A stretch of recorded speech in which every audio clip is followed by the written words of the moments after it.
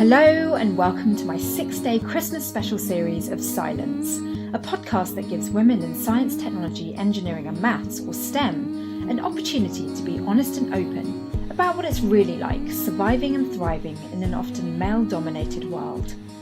I've reached the half-year mark, which means that each week for the past 26 weeks, an incredible woman in STEM has shared her stories and experiences. She may have been a public figure, the girl next door, or someone from a far-off land. What's special about Scilence is that all my guests have been deliberately kept anonymous and disguised to ensure that we're not distracted or even intimidated by her achievements or what she looks like. I'm Dr. Shanice O'Mara, also a woman in STEM. I studied mechanical engineering and ended up as a television broadcaster. Through my work reporting on some cutting-edge technology and innovation over the years, I've met some incredible females from a diverse range of STEM fields, and some of them have been brave and kind enough to share their personal stories with me on this show. These women have been doing groundbreaking work within the world of STEM, but what has been most impressive and inspiring for me is learning about their human side. Here are some of the best soundbites from across the first 13 episodes. It gets raw, upfront and transparent, and I hope what you hear in the next half an hour, over the next 6 days, resonates with you too. If so, please do subscribe to Scilence and maybe even leave some comments and reviews. I'd love to have your feedback. Enjoy. I really like to learn. I think that's an important part. My plan as of now is to keep trying things and see what sticks. When you know how to learn and you know how to use the tools, I think there's some comfort that you'll be able to find your way. And I think that women have an easier time finding their way to that humility, in part because it's the stance that we're taught, that it is unbecoming to be boastful. It's unbecoming to be confident, right? So my observation is a little bit more in a hindsight kind of way that I think maybe there's a shorter path for women to really embodying a stance that leadership comes from a place of humility than for men. But I still think the best people I work with are those who lead from that position. And I feel very lucky to have found a bunch of men that really do that. I mean, being in a challenging field, you are going to have experience with failure. You're going to mess something up. And can be super helpful. That's a way to relax and be, okay, this test really didn't work. How can we make a new one? Part of that, honestly, is it's difficult to imagine yourself in these fields when you don't see other people like you in them. Mechanical engineering is such a diverse field too. I talk a lot specifically about design engineering, but there are so many different aspects to mechanical engineering. Every object we touch is influenced or designed by a mechanical engineer. Your toilet paper holder, your lamps, the machines that die cut the fabrics on your pillows. Things like that. So if I would say, if you are a person that appreciates objects, like if you are materialistic in that way, and you want to make objects and make them work for people, I think you should really consider mechanical engineering. It's a lot of creativity and it's a lot of problem solving. The math and the science just are the tools to get there. I think the greatest thing about being a woman is that you do actually get to have a taste of both worlds. Like you can be very much in a male world. Also, it has to be said, the world itself is becoming has been becoming for a long time more of a startup world. People are being entrepreneurial. There's more scope for people to set up their own companies, and I think that's also helping with women being ambitious about things like architecture. Because now, it's like, okay, well, if I be an architect or a designer, an interior designer, I can actually do it on my own and have a balanced lifestyle. And whilst I do it, I don't necessarily have to be lost in the commercial environment, which isn't necessarily as well suited for a woman. All of those things rely on a healthy dose of curiosity, especially if you want to make something new. It takes asking questions. And actually, I think even just to thrive in the world today, one kind of needs to be curious about what's actually happening. And its systems are becoming more and more interconnected. And so having that as a skill is really important. And I would say one of the problems with that idea of perfection, or let's say displaying what feels like vulnerability, is if you want to know things, you have to ask questions. And at some point in school, it feels like if you ask questions, you're the dumb one, but because you inherently have to acknowledge that you don't know something. And so a lot of the work I do now, where I work with entrepreneurs and corporates and people who are really high caliber, top of their game, this idea of humility is a really important part of that. And when I look back at how science functions, you need a high degree of humility to get to a breakthrough. I mean, if you thought you knew everything, what would there be to discover or design? I hope when I get there and I get to go to Mars, that I'm not the first woman on Mars, I'm just the first person on Mars. I remember thinking that in middle school. It's more that we want to make sure that everyone believes that they are capable, no matter, gender, race, ability, anything. Like, if this is the thing that you love, this is what we want you to do. One of the things that we haven't really talked about, but I think certainly impacts probably almost everyone who pursues STEM, but especially I think women, is a concept called imposter syndrome, where we often feel like any success is undeserved and that at any moment somebody's going to figure out that we don't belong there. So I know I personally have struggled and still struggle a lot with self-doubt about myself and my abilities. And so having people externally to look to who had confidence in me was always really important as a way to sort of recalibrate my own views of myself. So I think having that kind of support and having people who are willing to say, like, no, you're good at this, is really important in helping us actually pursue those passions and reach our full potentials. And honestly, I think personally discovering that there were terms for things like this, that feeling of being an imposter, is not just local to me. That's something that other people feel, so much so that there's entire people who spend their research careers studying the concept. I think that is kind of liberating in a way, because it makes you realize that you're not nearly as isolated as you feel like you are. It's always going to be essential to have men and women around a table when you're dealing with a subject that is so much about people. You can't just have one sex being able to understand the way humanity sort of operates. I think you essentially have to have both men and women at that table. But in terms of sort of on a more practical level, I think women certainly bring a softer element to a boardroom.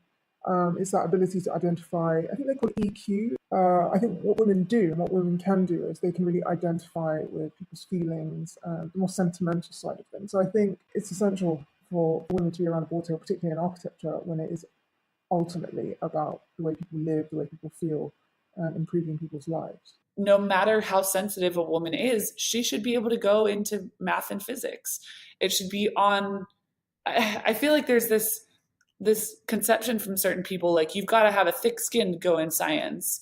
But like, a lot of people don't have thick skins, and like, there are a lot of sensitive people out there that are totally wonderful and reasonable people, and being sensitive is not a negative characteristic, but it's being portrayed as a negative characteristic in STEM. So that's where I get frustrated. Like, yes, I think that it doesn't bother me as much, and that's probably helped me to be successful, but that's not going to help us to get more women in STEM.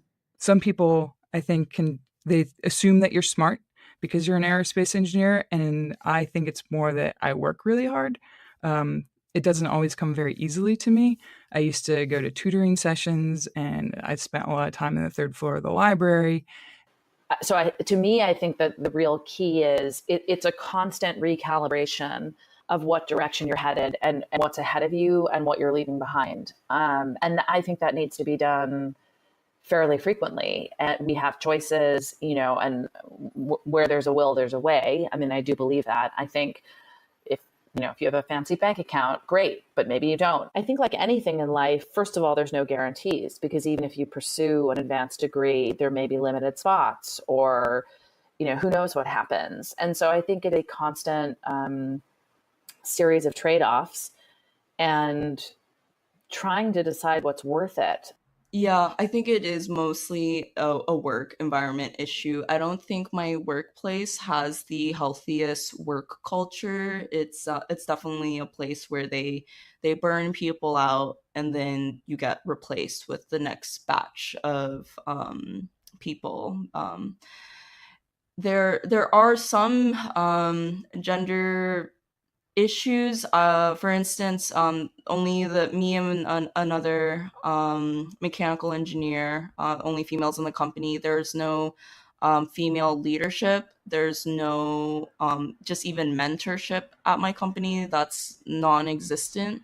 So I don't really have anyone to look up to. I don't have that many people within the company I can talk to, because if I talk about how I'm struggling, that's a sign of weakness and a way I could get fired. Actually, someone got let go a few weeks ago for being, quote, too emotional at work. It is. And yeah, I don't know how to answer it. I think just in general, though, these feminine traits, being emotional, having, relationships, having empathy in the office, those types of things are seen as weaknesses. And it doesn't have to be related, in this case, to gender.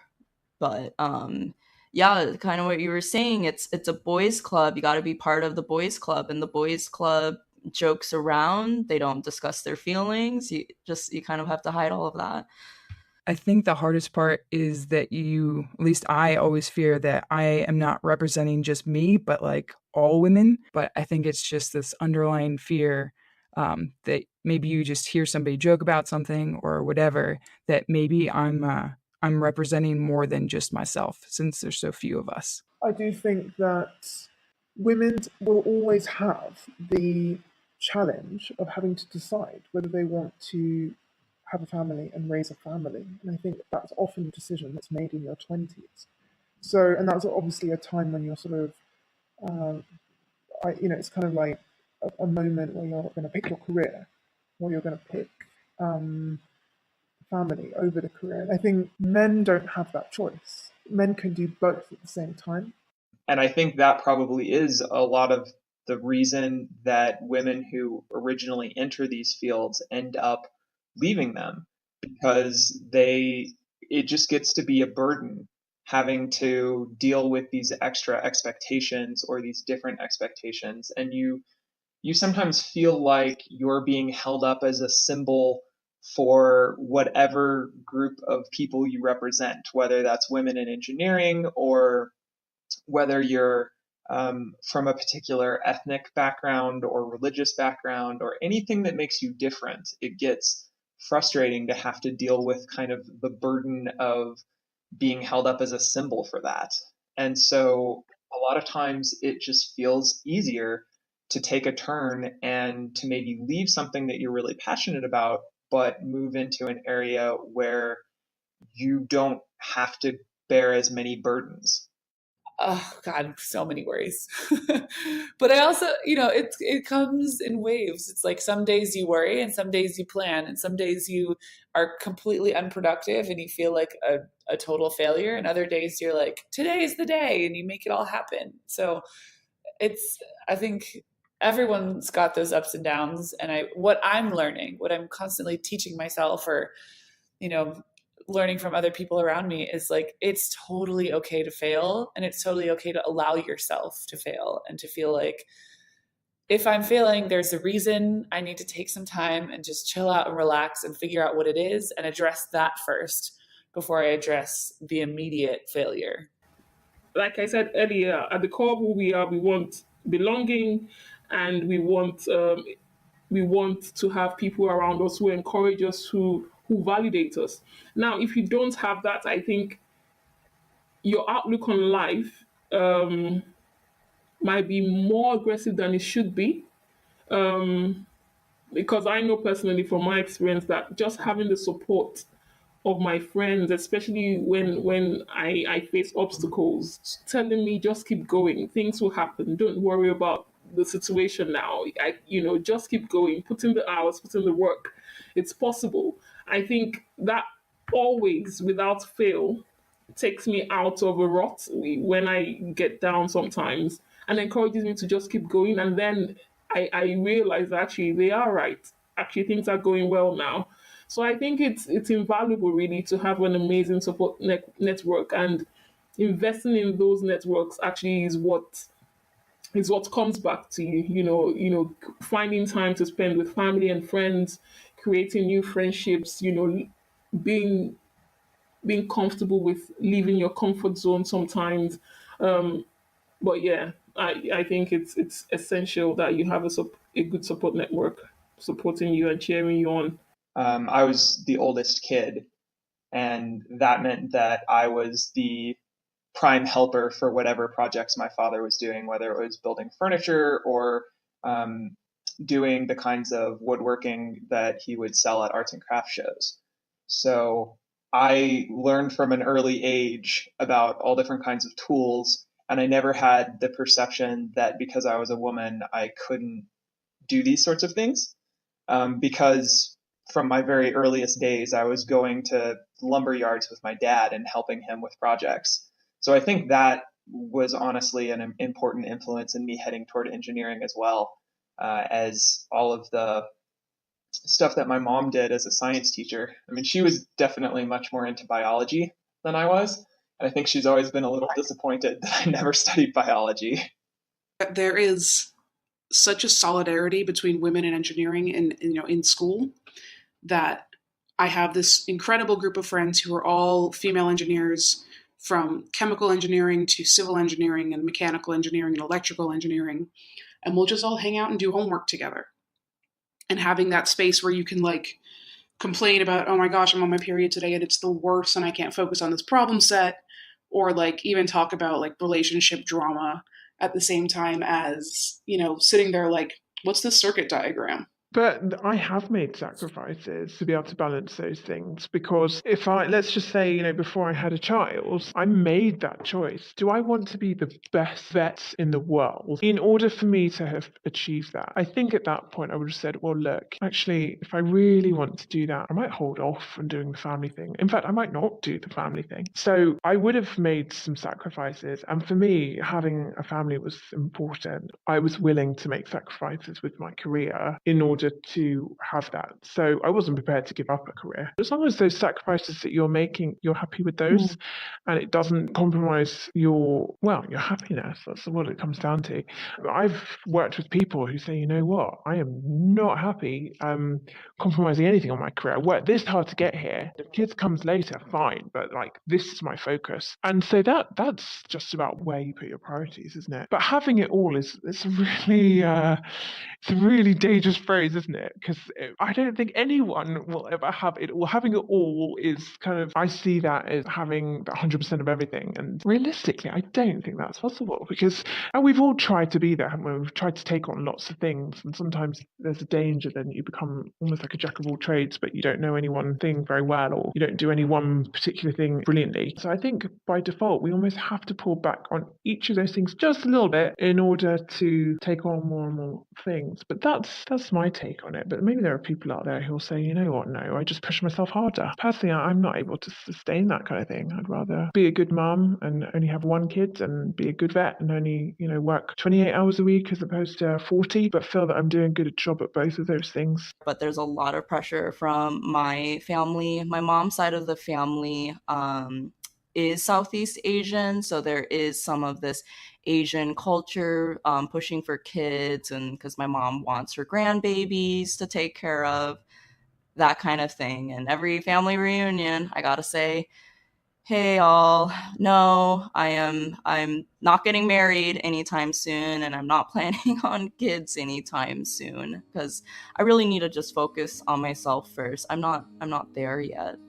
Not to belittle getting a PhD, because there's a lot of really great things that you learn on the way to getting that PhD. But honestly, I think that we sometimes assume that, oh, I'm not smart enough for that, and it really is not a question of innate intelligence or even school smarts. It's a measure of how hard you're willing to work for an extended period of time to reach this point? No, I think the message we need to give women is no matter what job you're going to do in STEM, if you want to have that family and be in that job, you can do it. But there will be sacrifices you may need to make. And I think every woman needs to be aware of that. The sacrifice may be, you're not going to be at home every day to put your kid to bed. The sacrifice may be you're not going to be able to go for that promotion. Or it may be that you're going to go for a slightly lower pay grade and work slightly less hours in order to be there. But what are your priorities from the outset? If you're clear from the outset what you're trying to achieve in life,